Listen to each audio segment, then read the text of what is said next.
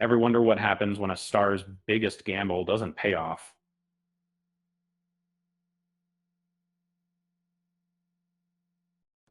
Hollywood is filled with stories of actors who seemed poised for greatness, only to see their momentum stall after a single high-profile misstep. It's tough, a tough business, and sometimes one wrong movie can change everything. Let's explore the careers that took unexpected turns. Elizabeth Berkley, fresh off Saved by the Bell, took a bold leap with Showgirls. The film's explicit content and harsh reviews overshadowed her previous success, making it harder to land major studio roles. She continued acting, but primarily in stage productions and smaller projects. Chris O'Donnell initially gained buzz, then starred in Batman and Robin. The film's criticism and tonal issues dampened his leading man prospects. He found stability later on television, starring in procedural dramas. Alicia Silverstone rode the wave of Clueless before appearing in Batman and Robin. The film's poor reception was slowed her momentum, and she focused on independent films, stage work, and voice acting. Um, Taylor Kitsch's big break came with John Carter. Despite high expectations, the film underperformed, stalling his rise as a box office star. Um, he shifted to character roles in prestige television to rebuild his career. Um, Dana Carvey, known for his sketch comedy, tried a family film with The Master of Disguise. Um, the movie flopped, uh, limiting his opportunities for leading roles. He focused on stand-up and voice work instead. Uh, Janie Kennedy aimed for a bigger role with Son of the Mask. Uh, um, the sequel failed to connect with audiences, and he moved towards smaller titles and direct-to-video releases. And he continued working in stand-up and television.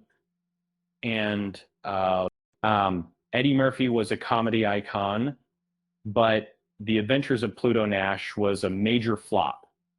And so, and the film's poor performance chilled enthusiasm for similar vehicles built around Murphy. He later found success with character-driven projects. Demi Moore was a highly sought-after actress when she starred in Strip Tease. The film received harsh criticism and underperformed, slowing down her opportunities for top billed roles. She continued acting in smaller projects. Gina Davis was a proven draw when she starred in Cutthroat Island.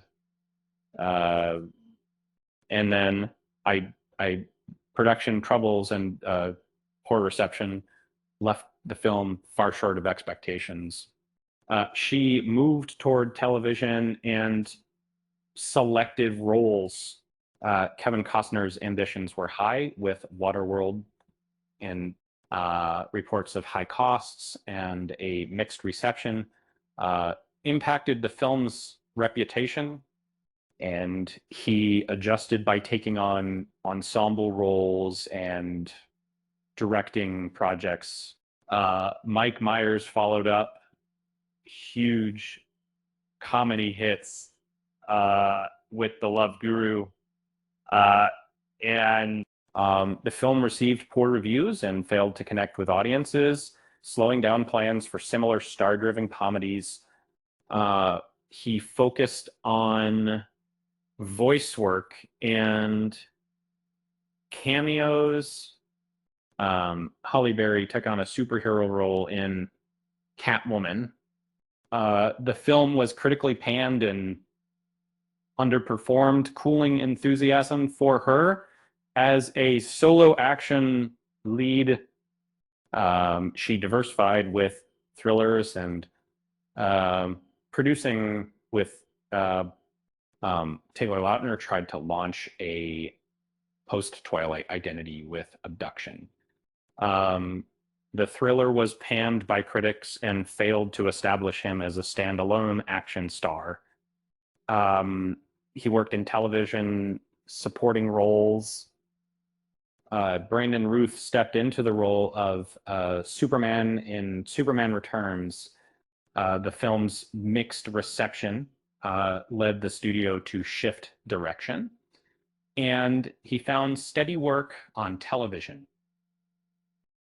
Hayden Christensen sought a fresh lead vehicle with Jumper. The sci-fi thriller didn't connect with audiences, and he moved toward smaller films and selective returns to familiar characters.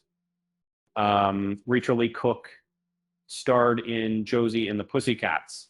After teen movie success, the film struggled at the box office, and she continued acting in independent films and television projects. And Sharon Stone returned to a signature role in Basic Instinct 2. The sequel failed to capture the spark of the original, limiting her opportunities for leading roles. She kept working in television and independent cinema. Colin Farrell took on a historical epic with Alexander. The film received mixed reviews and faced strong competition, slowing down his run of major studio leads.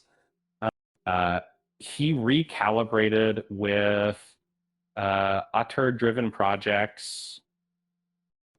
Chris Klein tried to broaden his image with Rollerball. The action remake was poorly received, and he shifted towards ensemble comedies and television appearances.